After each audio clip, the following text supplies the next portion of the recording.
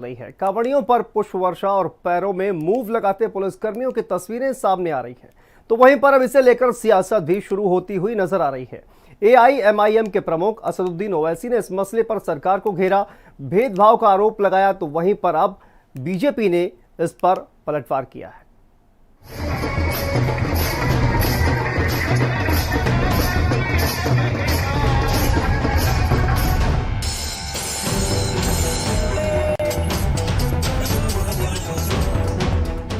UP से लेकर उत्तराखंड तक कांवड़ियों पर पुष्प वर्षा की जा रही है। कांवड़ियों में बाबा भोलेनाथ की भक्ति सिर चढ़कर बोल रही है।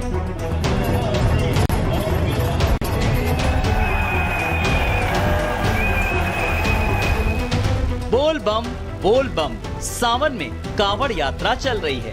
कांवड़ यात्रा के दौरान भांति भांति की तस्वीरें नजर आ रही हैं।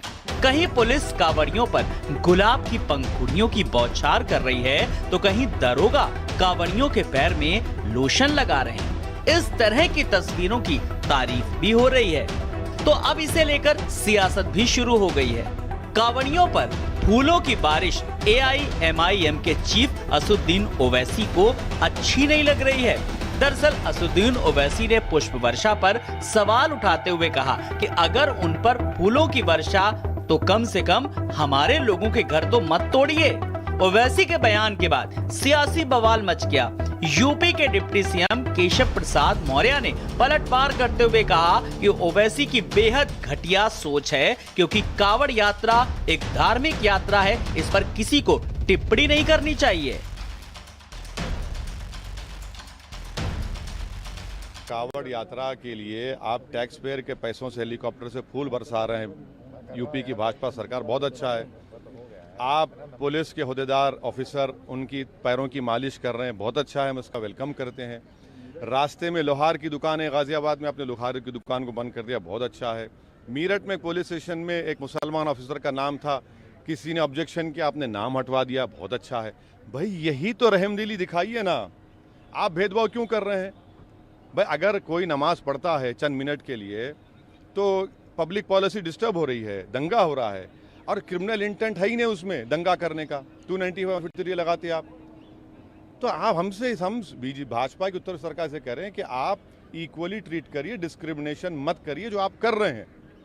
देखिए, कांवड़ यात्रियों की सेवा हम करते हैं और करते रहेंगे। इस प्रकार के जहरीले ट्वीट से न सरकार की सेहत पे कोई असर पड़ता है, न उसमें बदलाव आएगा, न समाज के ऊपर इसका कोई असर पड़ता है।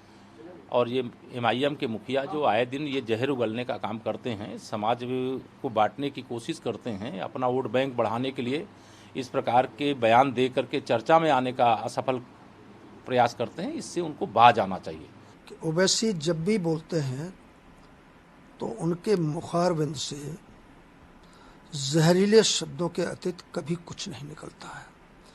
हिंदुस्तान के अंदर कोई भी काम हो रहा है वो उन्हें, अब आज तक तो उन्होंने प्रशंसा किया नहीं है, उनकी जो सोच है पूरी तरीके से नकारात्मक है। बहरहाल ओवैसी के बयान पर देश भर में सवाल उठ रहे हैं, सियासी बवाल भी मचा हुआ है, और मचे भी क्यों ना, जो सदियों से चली आ रही यात्रा तय करके देश भर में कांवड़िए बाबा की भक्ति का अलग जगाते हैं। उनके लिए तैनात सुरक्षा कर्मियों और व्यवस्थाओं पर सवाल उठाना बेहद ही घटिया है। अब देखने वाली बात होगी कि सवाल के बाद मचा बवाल कब शांत होता है। स्पेशल डेस्क, भारत समाचार।